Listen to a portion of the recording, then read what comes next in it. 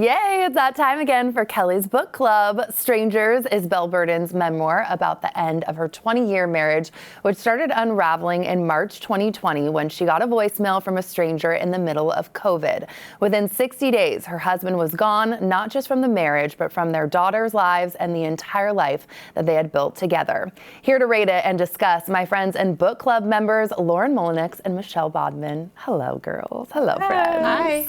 So first of all, we're going to rate the book. And I do want to say, for me, it's a little hard to rate a memoir because it's about somebody's life and kind of the worst year of this woman's life. So I do want to say that, but we are rating it because that's what we always do. And we're talking style of writing, engagement, recommending it to a friend. Here we go. I knew it. You teed it up like The hopeless romantic in Kelly was like, life is never going to be the same. When she read this, I knew it. I'm shocked it's not lower for you. I know. I wanted to just, because I do feel bad because it's somebody's life and it's her worst year. Well, it sucks. Yeah. And I mean, it's about divorce, obviously. This made me think. I gave it an 8. You gave it an 8 gave it and a 9. I guess for me, it was one of those books where I really asked myself, this book is not sparking any joy in my life. I just did not want to pick it up and read it. And it was a fast read. I saw all of her interviews on the Today Show. I thought it was really interesting and engaging to hear about her life. Yeah. But something about this book I just could not pick up. And I guess it begs the question, like, when you're reading a book and you're halfway through, like, can you just stop? Like, at this age, if you don't like it, and just be like, I'm not gonna finish it. But I want to hear you guys. You guys rated it high. Go for it, Lauren. Yeah. So while it was like sad and depressing, I think it was like a story of knowing the importance of like what you should do and how to set yourself up for success, especially in a relationship. I don't know why I'm the one saying that.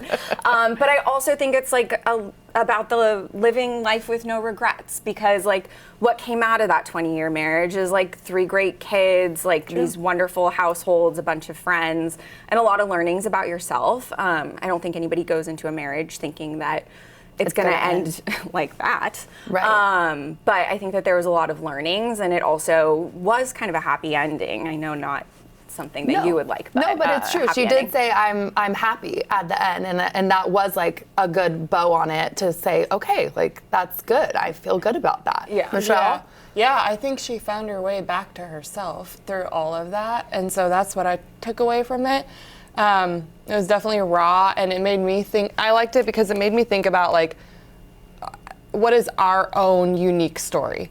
And that was her journey for the highs and the lows. And for her to be able to share that and then go through this like therapeutic process of writing the book to process it was pretty cool. So there were parts that went on a little long for it even being a short story, but it stuck with me, and that's usually how I rate these high. So it left me thinking about a lot. Definitely. I think I was also thinking like this is one-sided a little bit, but I also really loved, it did make me think, this book, and I saw something that I highlighted immediately in the book. It said, we had all been taught to fill the hole that men left, to be quiet about men behaving badly, to move on with grace, and the whole memoir is a refusal of that inheritance.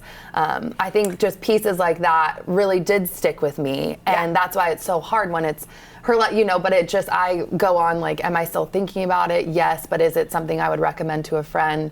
No. I also think, like, especially with social media and stuff, everyone paints a picture, and even of the last book we read, like Yesteryear, like what's the story, what's the life you're portraying, and then how honest are you being with like your reality? And so I think she had to look back a little bit and be like, okay, maybe it wasn't the wonder years I thought it was, which is like a brutal, shocking reality. Right? Well, and especially from the outside in, they have this like multi-million-dollar home in Tribeca, and then the house in Nantucket. Like, it looked picture perfect, and to her it was, but to him it wasn't. And so it's just very interesting.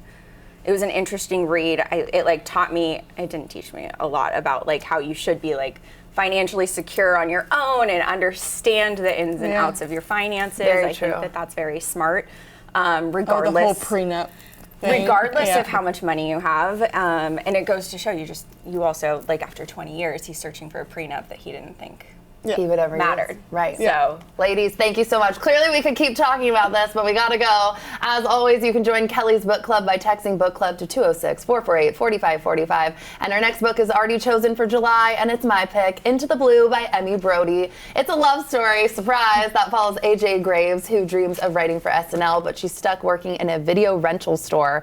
And then one day, Noah Drew walks in and changes her life forever. They forge a deep friendship until one day he disappears without a word. And nearly a decade later, she sees him in New York, cast in the same TV production. So what happened? What secrets lie beneath the surface? Happy reading.